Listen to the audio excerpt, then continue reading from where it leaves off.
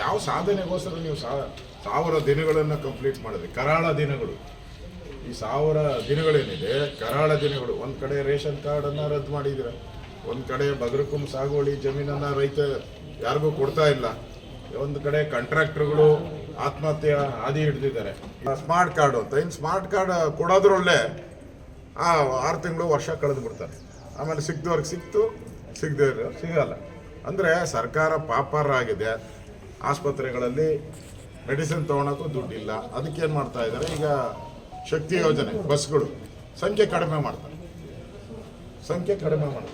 ಹಾಳಾಗೋಗಿದೆ. Transport ಅಂತೂ ಹಾಳಾಗೋಗಿದೆ.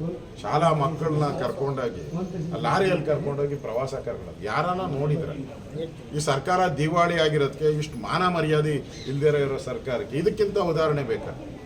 ಇದಕ್ಕಿಂತ ದೊಡ್ಡ ಉದಾಹರಣೆ ಬೇಕಾ? ಮಕ್ಕಳನ್ನ ಏನಾದರೂ ಅನಾಹುತ ಆಗಿದ್ರೆ ಯಾರು ಜವಾಬ್ದಾರಿ? ನಿಮ್ಮ ಯೋಗ್ಯತೆಗೆ ಒಂದು ಬಸ್ ಕೊಡೋಕೆ ಯೋಗ್ಯತೆ ಇಲ್ಲ ಅಂತ ಸರ್ಕಾರ ಏನು ಕ್ರಿ? ನೀವು ಬದುಕಿದ್ರು ಒಂದೇ, ಸತ್ರು ಒಂದೇ. ಈ ಸರ್ಕಾರ ನಾಲಾಯಕ್ ಸರ್ಕಾರ ಇದು.